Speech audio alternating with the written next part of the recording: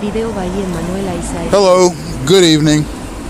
It is your host, Emmanuel Isaiah Smith, and today's date is Tuesday, September 30th, 2025. The time is 5:50 p.m.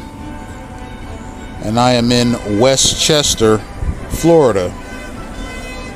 The title of today's lecture is Collaborative Gang-stalking.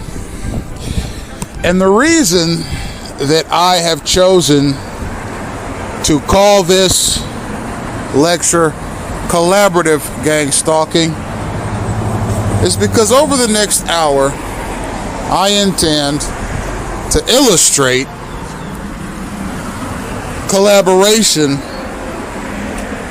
and the co-op elements of clandestine gang stalking. Gang stalking, when it takes hold, never involves one single group. Let's say gang stalking is organized into units of 1,000 people each. It's not a situation where one segment of the population carries out your gang stalking campaign in any geographic region. Let's take Miami-Dade County, for example. It's not going to be just undercover operatives, or just gang members, or just juveniles, or just men, or just women, or just homeowners, or just people who ride in cars, or just people who ride scooters and motorbikes,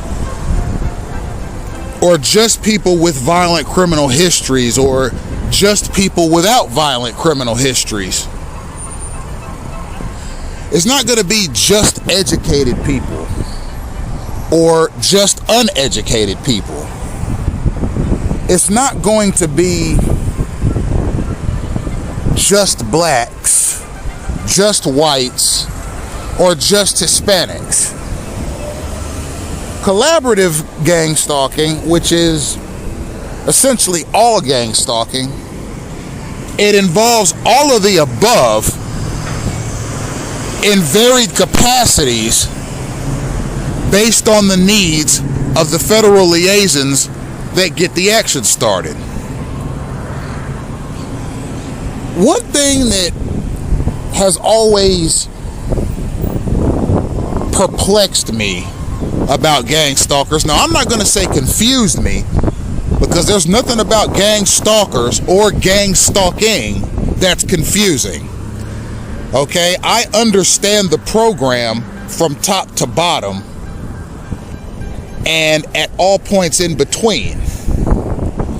Okay, and there's nothing about this program that confuses me. As a matter of fact, I see through it very clearly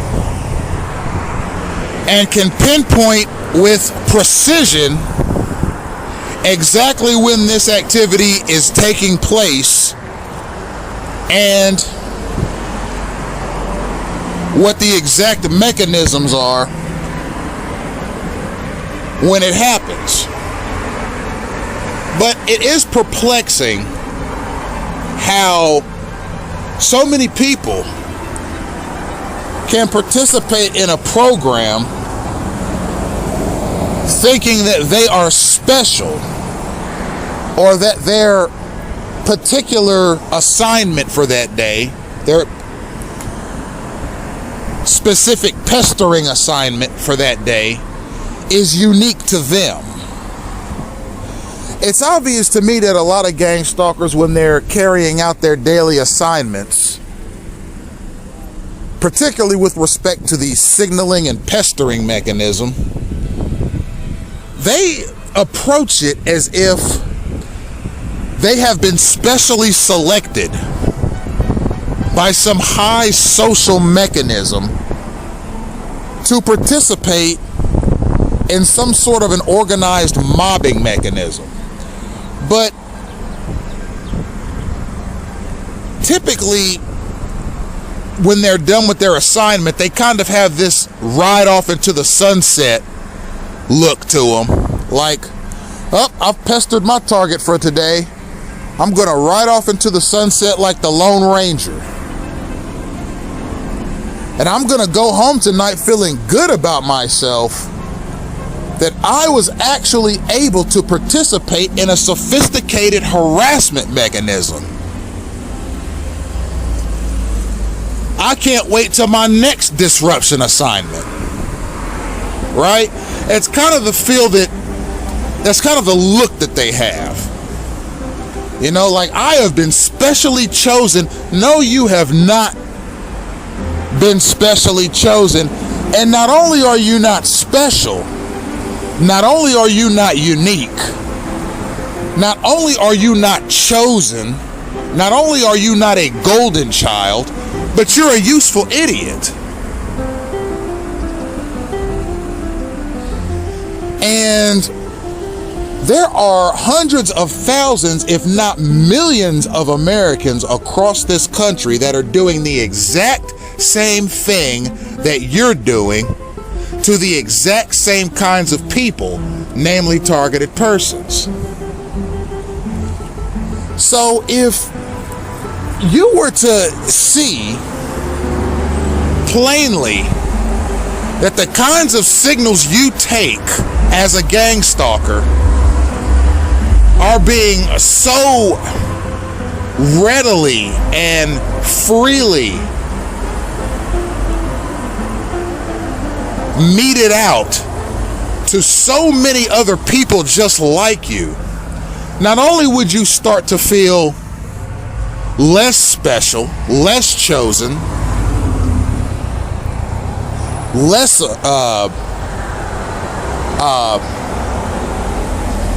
golden, but you would start to feel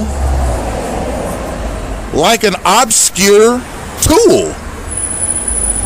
And that's what you are as a gang stalker. You are a tool of a disruptive societal mechanism that has existed in various capacities for actually longer than that, 65 years now.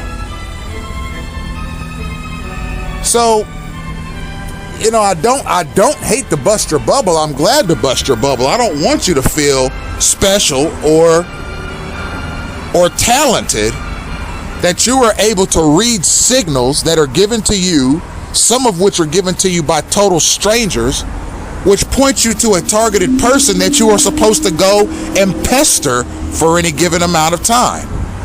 I want you to feel like a useful idiot. I want you to feel like a loser.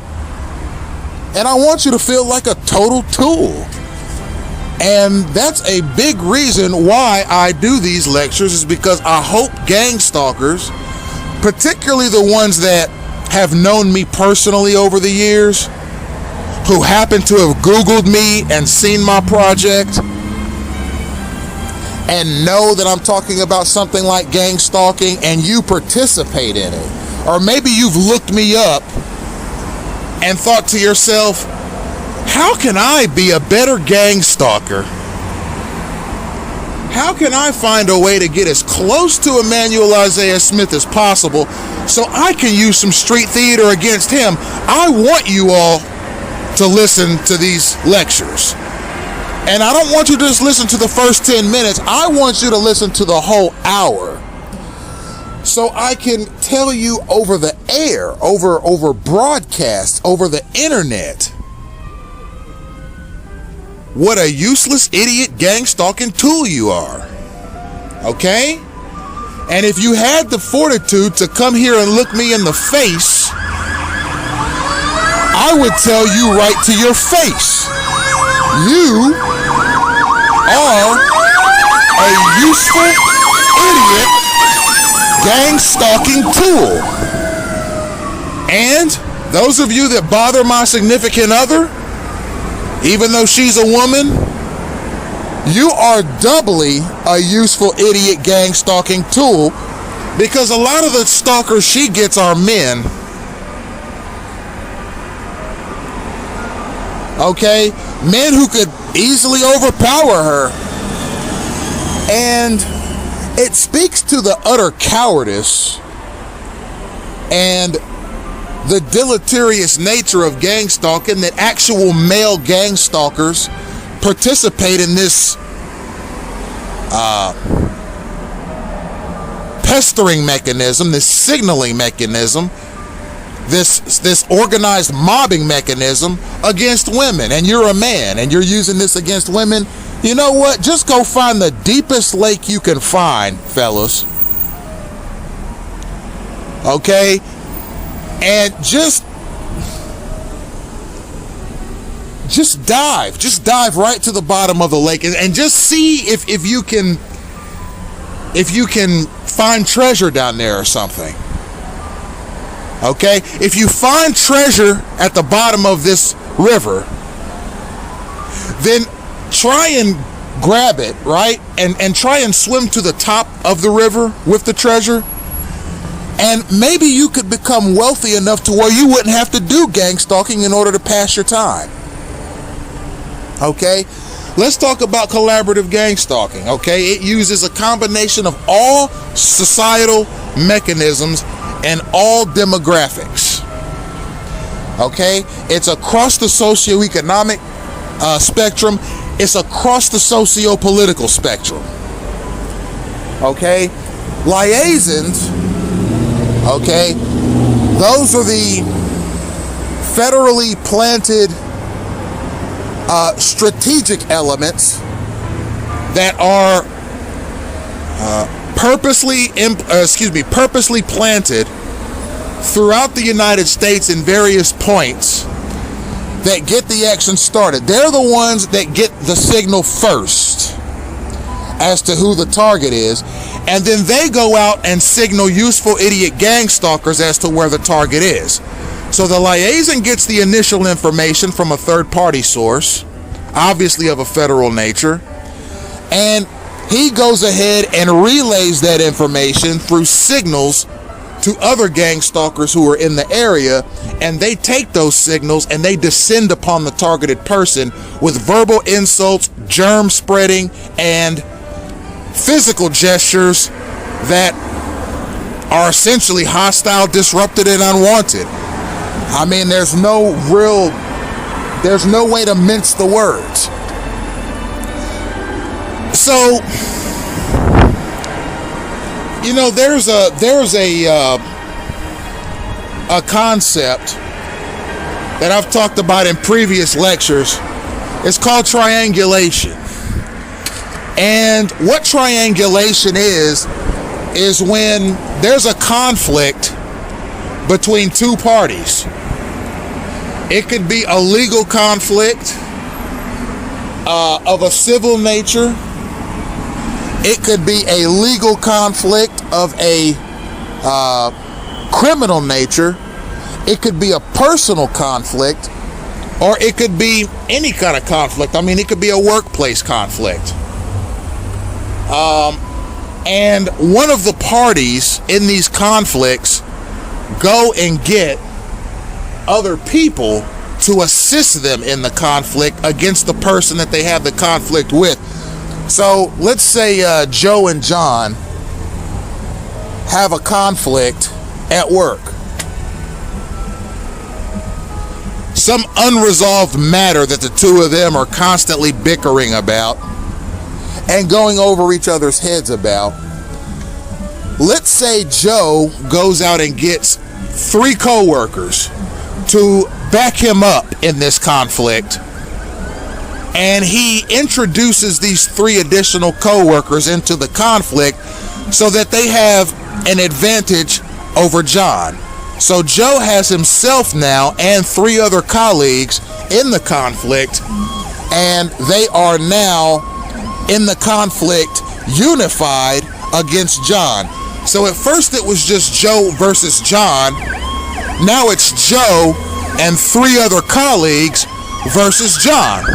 So as before, it was 1-on-1. Now it's 4 versus 1. That's called triangulation.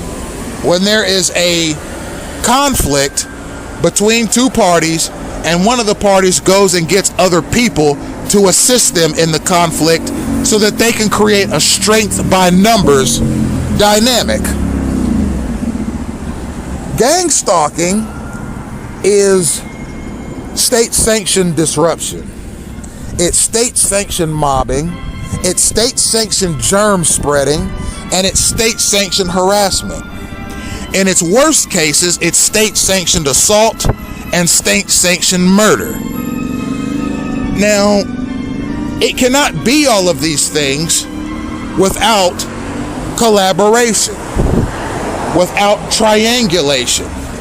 Gang stalkers are constantly, particularly the federal liaisons, looking to go out and get more and more and more and more and more people to enter the conflict on the side of the gang stalkers against the targeted person. And at some point, you get a gigantic mob of useful idiot stalkers joining into this royal rumble against one targeted person who may have given one of your stalkers a hard time somewhere. Okay? The rules of the game are simple. The gang stalkers are federally backed. Okay? I've said it a million times. Gang stalking is little more than a botched national security protocol that got exposed. But even though it's exposed, it does not cease. The gang stalkers are full of hubris. They're full of pride. They're full of self-loathing. So they never back off.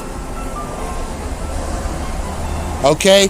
It's even to the point now where if a targeted person ignores a stalker or tries to walk away from a stalker, by the time they reach their next destination, there's 3 other stalkers coming to do the pestering on behalf of the stalker that was walked away from. You see, that's part of why they call it gang stalking, because there is an easily identifiable gang-like code that these stalkers follow. And the code is like this. We're in this together. We help one another. It's our side versus their side, meaning it's our side as stalkers versus their side, the target. And if the target retaliates against one of ours, we're gonna go and get more to retaliate against him worse. Okay? That's the way things have always been in the gang mechanism. You do something to us, we return the favor. So, when you get these types of dynamics,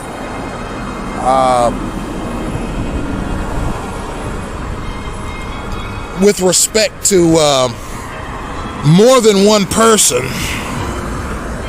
against one person, because mind you, it's a collaboration.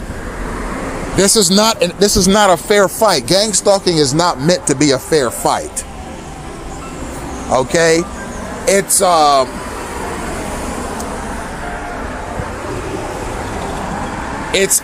meant to be a destruction of somebody. Okay? And the pathetic thing about the matter is that this program was meant to operate in silent for an unspecified period of time. Okay? This matter was meant to perplex, disrupt, and sabotage as many targeted persons as possible for unspecified reasons. Okay, as I've said in previous lectures, gang stalking is extrajudicial in nature. There are no judges, no juries, no summons, no lawyers, no habeas corpus, no arguments made, and no jury decision. If a targeted person is selected for this program by whatever auxiliaries are out there doing the selecting, They're simply placed into it in the snap of a finger, and they're forced to combat this federally resourced, highly sophisticated personnel mobilization unit that has no goal other than to subvert, harm, annoy, and ultimately instill a sense of agoraphobia in the target. And it's supposed to happen so quickly and so decisively and so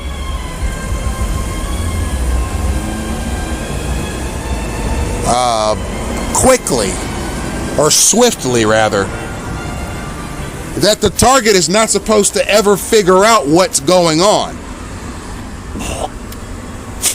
And that's to the stalker's benefit. Okay? This was supposed to look like, well, maybe the targeted person's religious and he's going to say, well, this must be God putting his Holy Spirit into the hearts of men to punish me for some sin I've done. Or this is Satan just being tricky and attempting to harm me using some of his disciples. Or something to that effect. Or maybe I should pray more, or maybe I should go to church more, or maybe I should tithe more, or maybe I should do this more, or maybe I should do that more. No. I would hate to see any targeted person think like that, because you know what's going to happen when you start going to church, targets? You're going to go to church thinking, all right, if I make myself right with God, then maybe this gang stalking campaign will cease. But when you get into church, probably within the first month, you're going to start experiencing synchronization and disruption and pestering and signaling mechanisms right there in the church service, right with the congregation. And that mechanism is supposed to make the target feel like, well, wow, I can't even go to church without this organized mobbing stuff happening. Maybe God just really hates me, and maybe I'm going to hell. Okay, that's what these stalkers want you to think. That is God punishing you, and that you're hopeless because you can't even go to church without this happening. So surely you must be the worst kind of sinner, and certainly deserve it of all this organized mobbing that you experienced on the daily basis. This disgusting mobbing element by disgusting people. And it doesn't matter where you are in the country. You could be in Hawaii, you could be in New York, you could be in Texas, you could be in California, you could be in Tennessee, you could be in Alabama, you could be in Mississippi.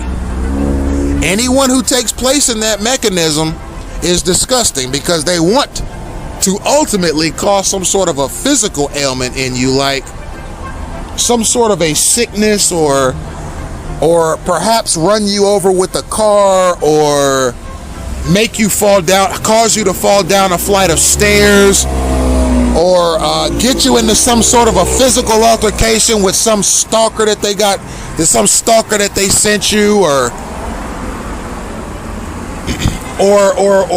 get you into some sort of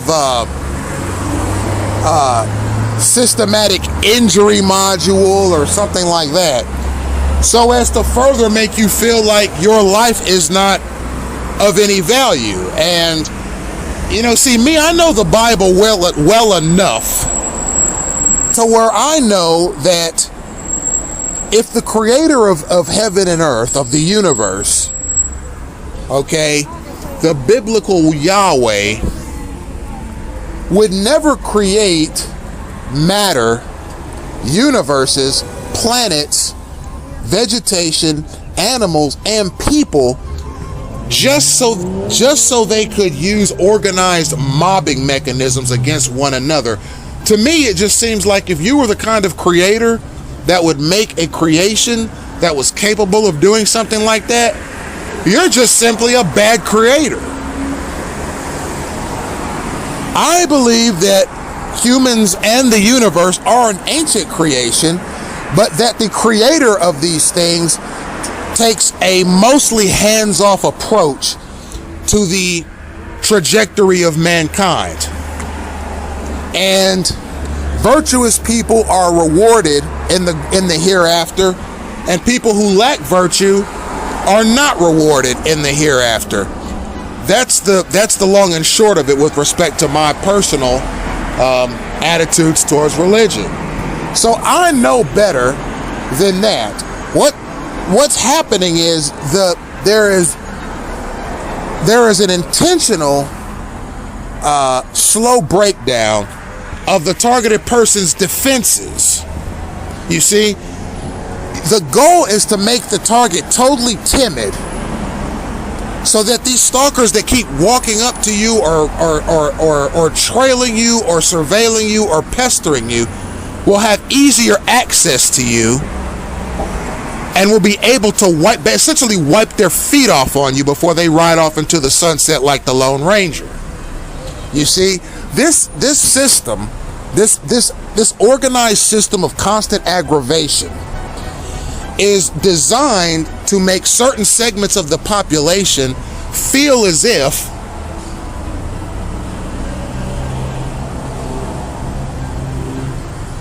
hostile actions by them against other parts of the population are not only warranted, but are encouraged and necessary for a effective society.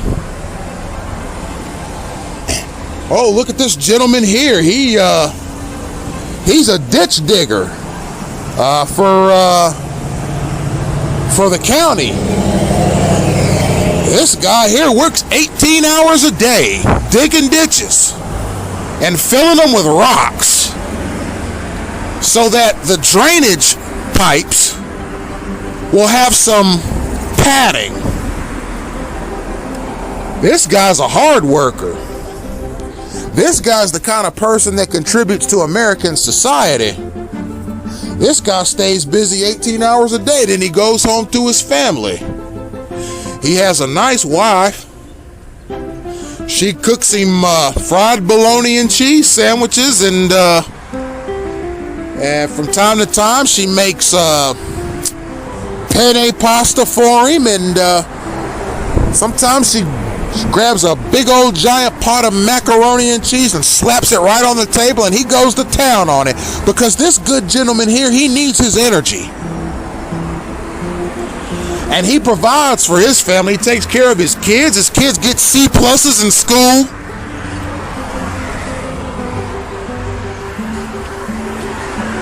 They're doing all right. They only play video games 9 hours a day.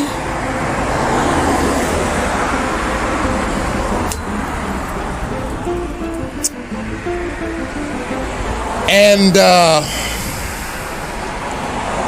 this is the kind of person we like in society, in American society. But see that Emmanuel Isaiah Smith guy over there?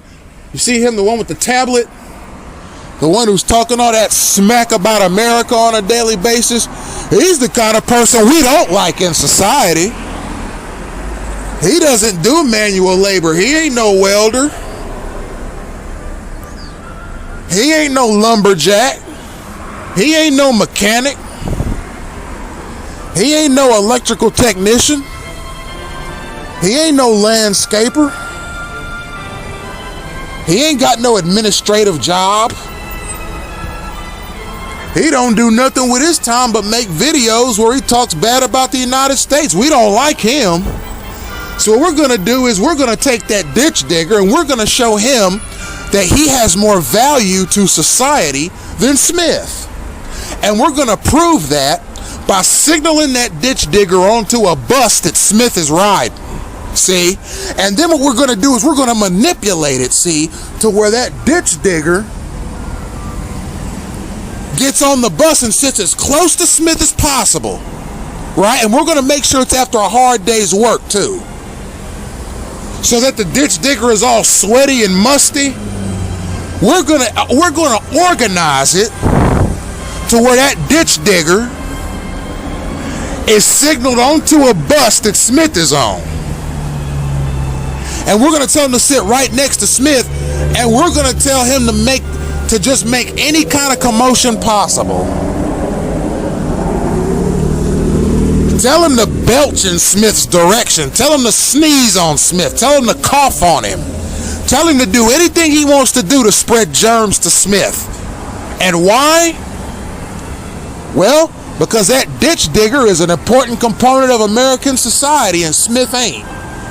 So we're gonna do a symbolic demonstration of why the ditch digger is more important to the society than Smith. And we're going to do it by organizing a setup to where that ditch digger goes onto a bus and spreads germs and diseases to Smith, just to show Smith that he is not worth more in society than that ditch digger.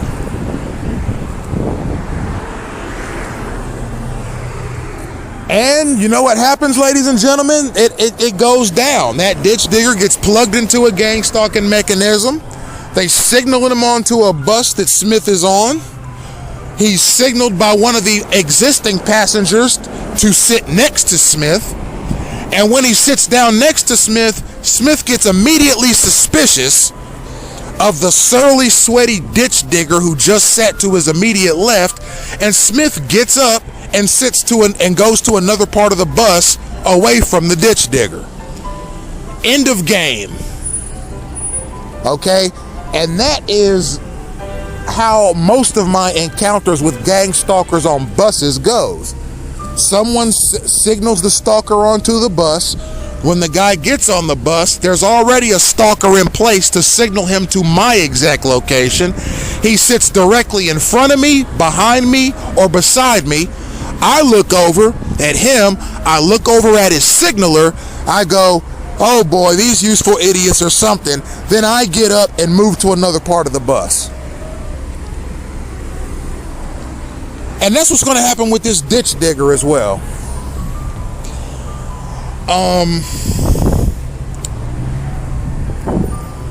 When I call gang stalking collaborative, I call it collaborative because human capital is the lifeblood of gang stalking. You have to be able to use enough U.S. citizens in this mechanism to make it work. I imagine in the earlier stages of gang stalking, for example, when it existed in the 1960s as FBI's COINTELPRO Operation Hoodwink, right? The FBI has since renounced the program, but it did run for a period of time to use human capital as disrupting elements against members of the Black Panther Party, the Ku Klux Klan, and the American Communist Party, which were three groups that the federal establishment of this country at the time saw as deleterious to American society. Like I say, ladies and gentlemen, it's clandestine gang stalking in an ever-changing world. And when you look at the micro elements of gang stalking, you see that over time, a targeted person's life is micromanaged by strangers. And they don't even try to just simply micromanage where you live or where you work. Because mind you, gang stalkers can screw up a rental application. Okay? Gang stalkers can screw up a home loan. Okay, with deleterious administrative mechanisms. Gang stalkers can screw up a residential purchase. Okay, if you have stalkers in the area who have been signaled by liaisons to disrupt your home purchase, they can do everything in their power to do that. Now, it might not work. It might work, it might not. Gang stalkers are not 100% successful in the kinds of things that they do on a daily basis. They try. Sometimes they succeed in their disruption, sometimes they fail. But as the old saying goes, practice makes perfect. And a lot of these clandestine gang stalkers, what they'll do is if they fail the first time, they'll try again. You guys remember, you all remember that, you ladies and gentlemen, you remember that old saying, if at first you don't succeed, try and try again?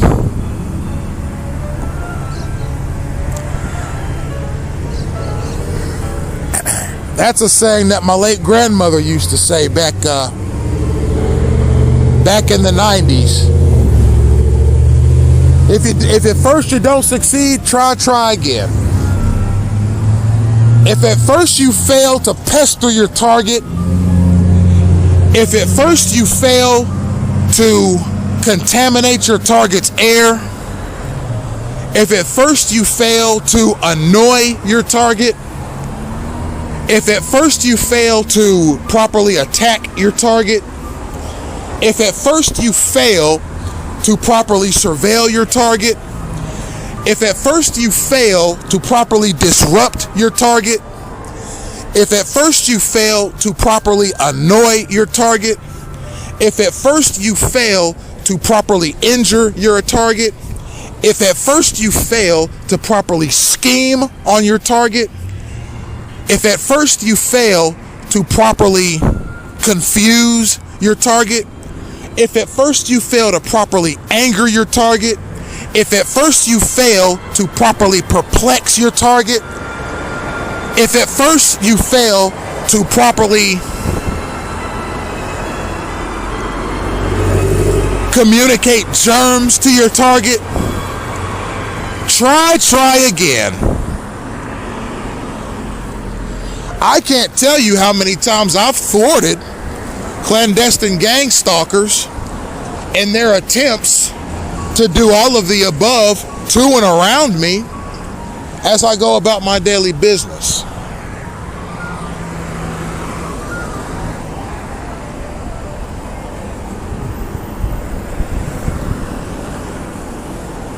You avoid them, you call the police on them, you walk away from them, you ignore them, you escape them.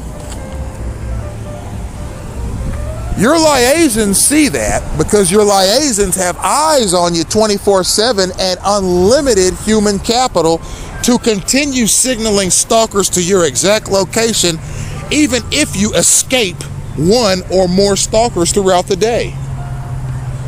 If the goal of if your liaison's goal is to signal one of these stalkers to cough on you, thereby communicating germs to you and insulting you at the same time, it's like killing two birds with one stone.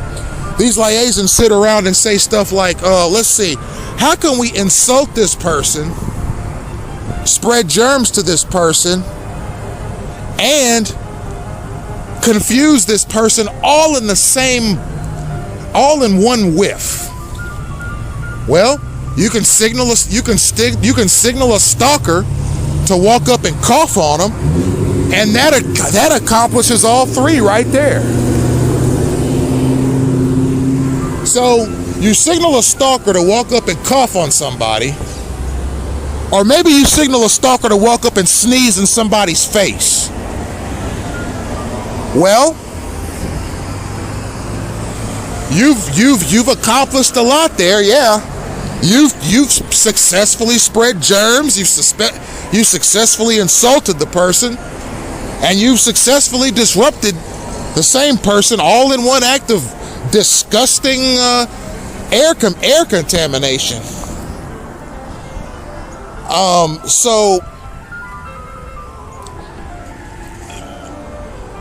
ultimately what you have is a mechanism where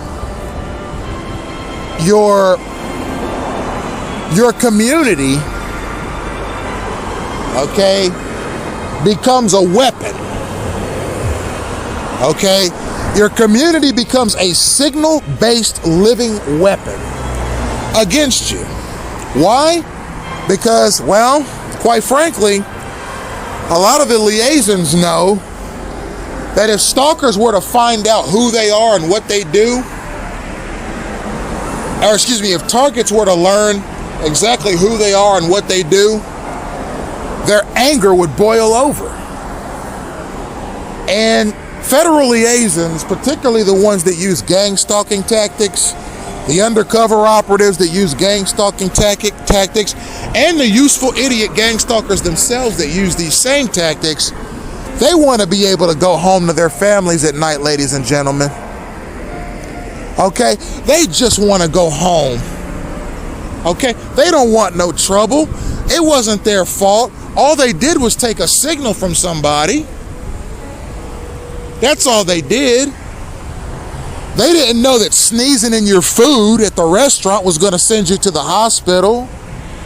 They didn't know that coughing on you on the bus was going to make you sick for 10 days. They didn't know that walking past you and contaminating your air with other disgusting bodily functions was going to harm you. All they were doing was taking a signal, and they obeyed.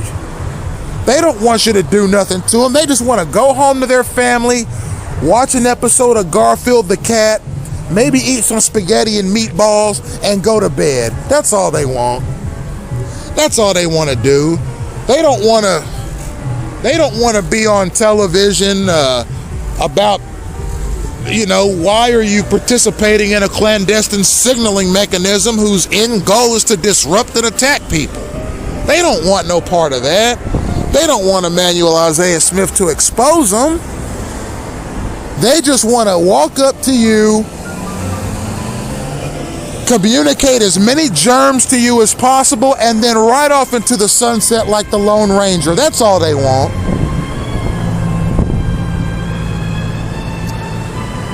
They don't want nothing complicated. They don't want nothing complex. They don't want nothing horrible. They don't want no conflict. They just want to casually walk past you and spit in your food while you're eating and just casually mosey on down the street on a bicycle or moped. That's all they want. They don't want no trouble beyond that. And the federal liaisons that signal them to do stuff like that to people,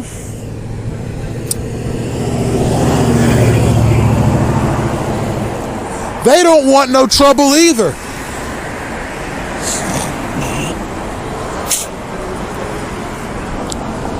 So you know what they do? They go and signal as many gang stalkers as humanly possible across the spectrum. You guys ever heard that I Have a Dream speech by Martin Luther King when he said, I have a dream that people of all nations and colors and ethnicities and creeds and backgrounds and languages can come together in purposeful harmony towards the future. Well, ladies and gentlemen, Martin Luther King wasn't the only guy that had a dream. Federal liaisons and clandestine gang stalkers have a dream too.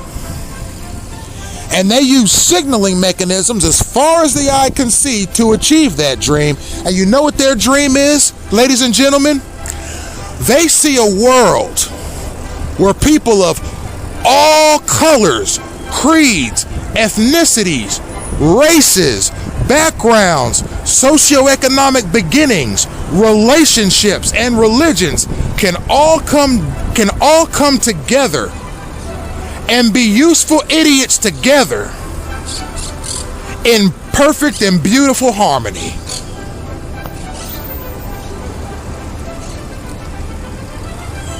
That's the dream that federal liaisons have. They dream of a world where everyone finds their common ground and uses signaling mechanisms to burp in people's face when they're trying to enjoy their meal. Not because it's disgusting, even though it is disgusting, but that's not the reason. The reason is it spreads germs and it's obnoxious. That's the reason. The federal liaisons have a dream that hospital workers of all colors and creeds and ethnicities can give degenerate, hostile, and lackluster medical care to targeted people all across the world. So that when a stalker makes you sick and you go to get that medical care, they'll deny it to you in the name of civil rights and civil justice. That's right, ladies and gentlemen, Dr. Martin Luther King's dream has not gone unfulfilled. Ladies and gentlemen, I can assure you Dr. Martin Luther King Jr.'s dream has not gone unrealized, because the federal liaisons and useful idiot gang stalkers, they're taking Martin Luther King's dream to new heights.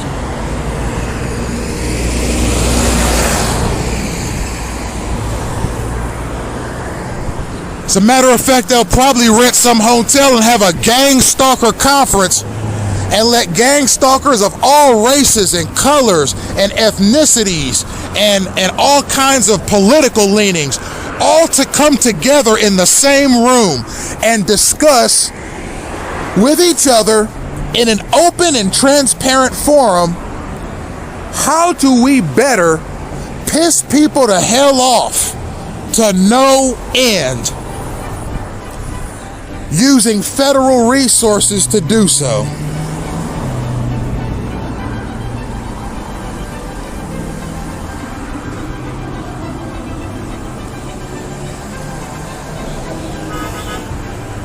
That's right, ladies and gentlemen, the day is here and the time is now.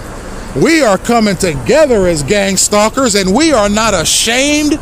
We are not embarrassed. As a matter of fact, some of us might call on the Lord Jesus Christ himself to come down and bless our endeavor of just being absolutely annoying pricks to anyone and everyone that signals us to do so.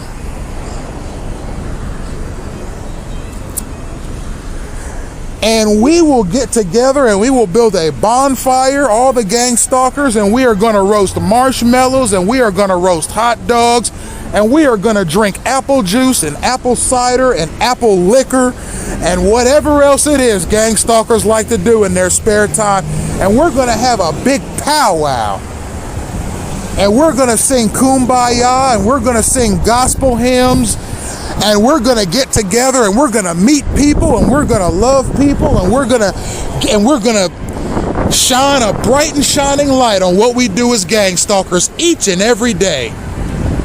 And let's find a way to act like the most totally jackassed, annoying prick that we could possibly be. And we are going to brainstorm. We are actually going to do bullet point charts, marketing style. Like, you know how you do marketing presentations for big companies when you're pitching a marketing campaign to them? Well, gang stalkers are going to do a marketing pitch to one another, right? They're going to rent a big, pretty ballroom in an office building, and they're going to have a projector screen going, and they're going to have special guest speakers come up, and they are going to show you live and in person, how can I be the most annoying prick I can possibly be today? Okay? And you're going to have motivational speakers come in, flying in from all over the world. Yes, we are going to find out how we can further collaborate with one another despite our differences, despite our income inequalities and our educational backgrounds and our family histories. No matter where you are, no matter what you do, no matter where you've been, we are all going to come together as gang stalkers and just annoy the ever-loving piss out of anyone and everyone we possibly can. And that's anywhere. And we're going to do it with taxpayer money, because how the hell else will we do it?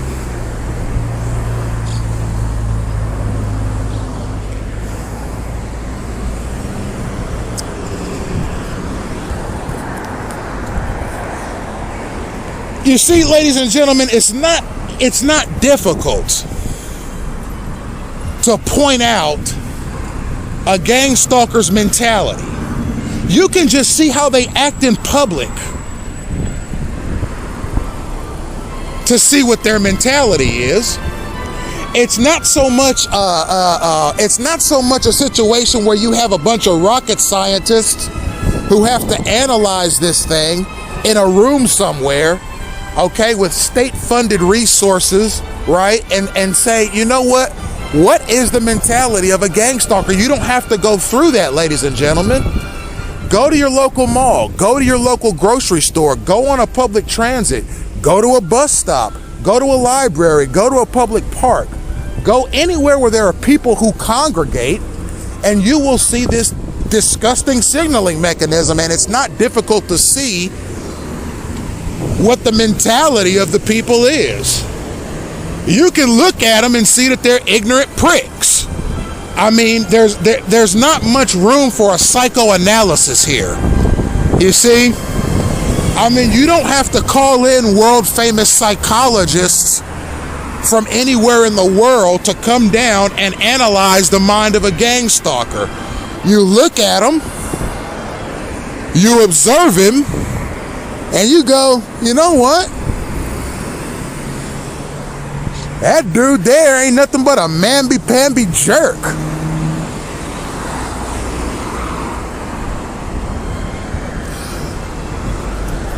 And women see it too. Now, let's not get it twisted. Now, I have a significant other that has to deal with these animals too, and I'm assuming that it wasn't just in Miami-Dade County. I imagine she first started seeing them in Dallas, Texas. These stalkers. Okay. Just like me, I didn't first encounter gang stalking in Miami-Dade County. I first encountered it probably in Knoxville, Tennessee, my hometown. But see, in the early to mid 90s, I actually moved from Knoxville to Shaker Heights, Ohio, in the late 90s. So I probably didn't realize that I was in a gang stalking campaign until much later in life than, 12 or 13 years old. But that's probably around when it started for me. And it's a collaborative effort. I mean, if you go to college, for example, and you attempt to pursue a course of study, and you find it a bit odd, how, people are sort of mobbing you from place to place and stuff like that. It's gang stalking. Okay? It's probably something that has been implemented through select students or student groups, and they signal one another, and then other groups of students signal one another, then other groups of students signal one another, and eventually the whole damn campus is just one big giant signaling mechanism. And if you as the target don't participate in that garbage, then you're likely going to be the target all day, every day, because a gang stalker recognizes another gang stalker. Okay? They recognize people who know signals. So if you're the only person in the classroom, or you're the only person on campus that's not giving and receiving signals, that means you must be a target, and they start throwing signals concerning you to other gang stalkers, and you're eventually mobbed on campus.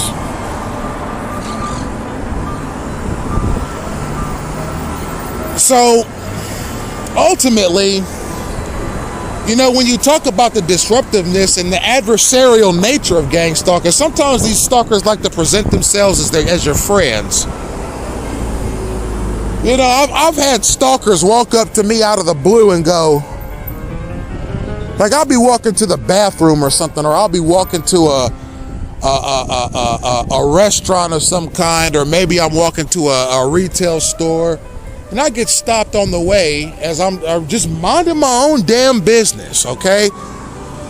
And I'll get stopped on the way by somebody who say something like, "Excuse me, sir, can I pray for you?"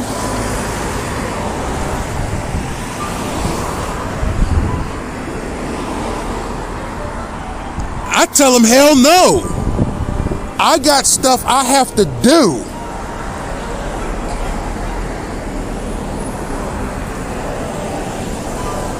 Okay? If I wanted you to pray for me, trust me, I would Google any church in Miami-Dade County, and I would go there on a Sunday, walk up to somebody who is a minister and say, will you pray for me? But if I'm not doing that, if all I'm doing is walking somewhere to handle some business, what in the good ever-loving hell do you suspect I want to do? That's go about my way and mind my own damn business. Because a lot of these stalkers want to be, they're them walking up to you and asking can they pray for you is in itself, ladies and gentlemen, a signal. Okay? It's a signal. Okay? They were signaled by somebody to approach you and ask to pray for you.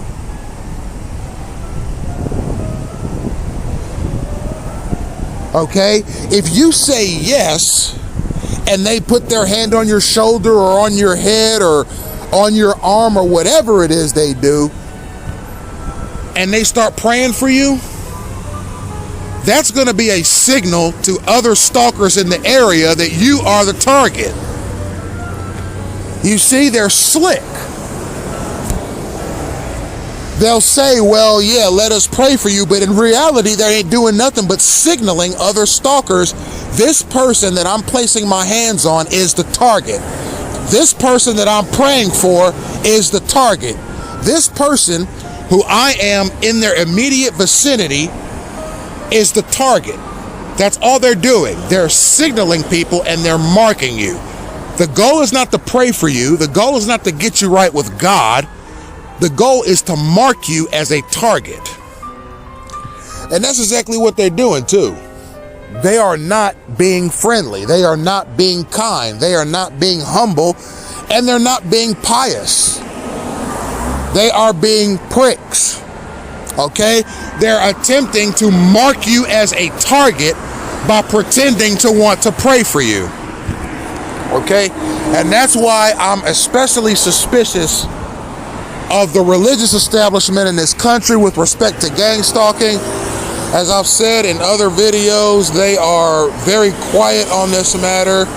It appears various religious establishments are mobilizing themselves and collectivizing themselves so they can continue to perpetrate this signaling mechanism called gang stalking freely and unabashedly while claiming that it is the Lord's work. Thank you for tuning in.